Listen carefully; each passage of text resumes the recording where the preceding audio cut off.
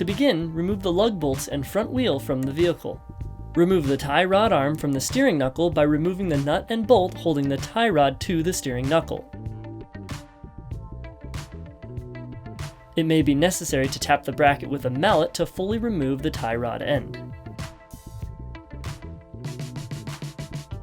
Next, disconnect the sway bar end link from the lower control arm.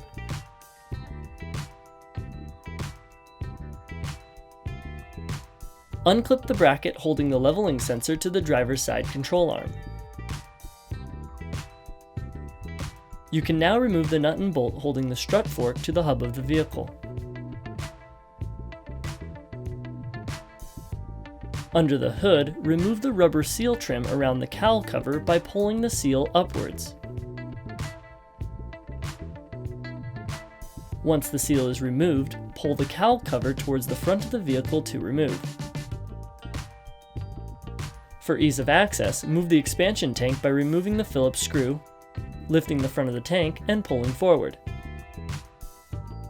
Remove the 3 bolts at the top of the strut tower holding the top mount to the vehicle. 2 of these bolts will not be easy to access, so use of an extension will be necessary.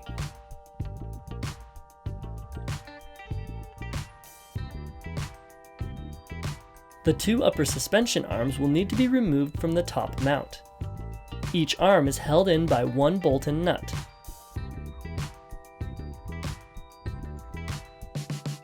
The front suspension can now be removed from the wheel well. The upper mount and bushing will need to be used with the Raceland coilover. Remove the single nut from the top of the strut to free the top mount.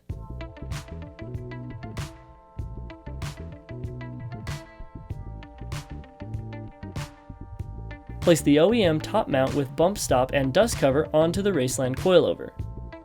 Slide the retaining spacer onto the piston and place the upper bushing onto the shock piston. With the supplied nut, tighten the top mount to the Raceland coilover. Place the coilover into the wheel well. You will install the upper arms on the top mount before bolting the bottom mount to the shock tower. Reinstall the 2 nuts and bolts to secure the arms into place.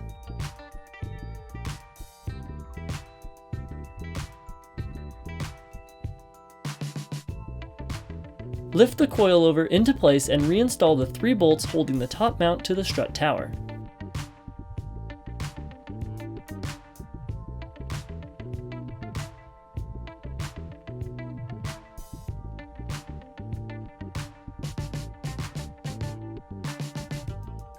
Move the expansion tank into place and reinstall the front screw to hold it into place. Place the cowl and battery covers back into place and push the rubber weather seals into place onto the seam.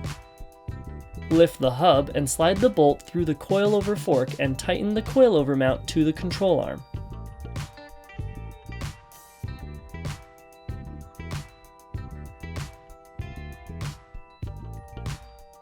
Clip the leveling sensor to the control arm. Reattach the sway bar end link to the control.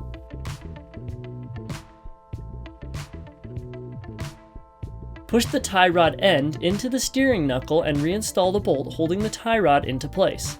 Tighten the bolt, pinching the tie rod end to the steering knuckle. You can now reinstall the wheel as the installation for this corner is complete. To begin the rear installation, remove the wheel from the vehicle. You will need to remove the fender liner to gain access to the top of the rear shock. Remove the hex bolts holding the liner to the wheel well, then remove it from the vehicle.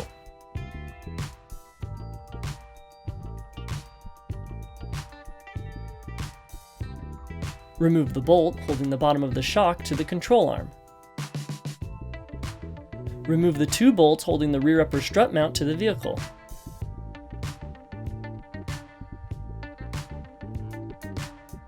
You can now remove the strut from the wheel well. To make removal of the rear spring easier, loosen the bolts holding the rear subframe to the vehicle. Do not remove these bolts completely and take caution to only back out the bolt by approximately 3/4 of an inch.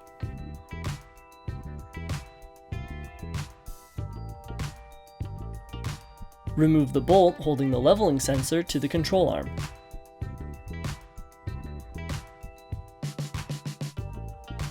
Remove the nut and bolt holding the upper control arm to the hub of the vehicle. You now should have enough drop to the suspension that the rear spring can be pried from the spring seat and removed from the vehicle. Install the coilover spring by placing the upper rubber insulator onto the top of the spring and then the adjustment perch onto the bottom of the spring and set into position.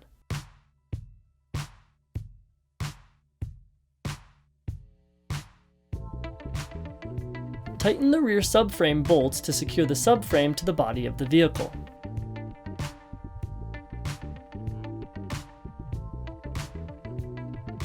Move the upper control arm back into place on the hub and reinstall the nut and bolt.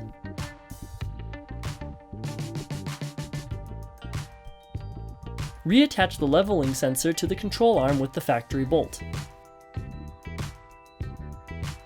To install the rear strut, remove the bolt holding the rear top mount to the shock piston.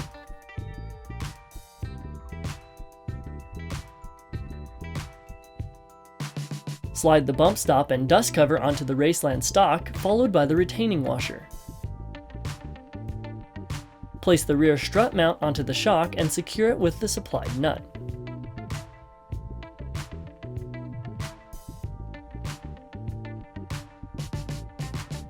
Position the rear shock into position in the wheel well and reinstall the 2 bolts holding the strut mount to the vehicle. You can now bolt the lower shock to the hub of the vehicle. Be sure to place the supplied washers onto the shock bushing before installation. Place the fender liner back into place and secure with the factory hex bolts. You can now reinstall the rear wheel as the installation for this corner is complete.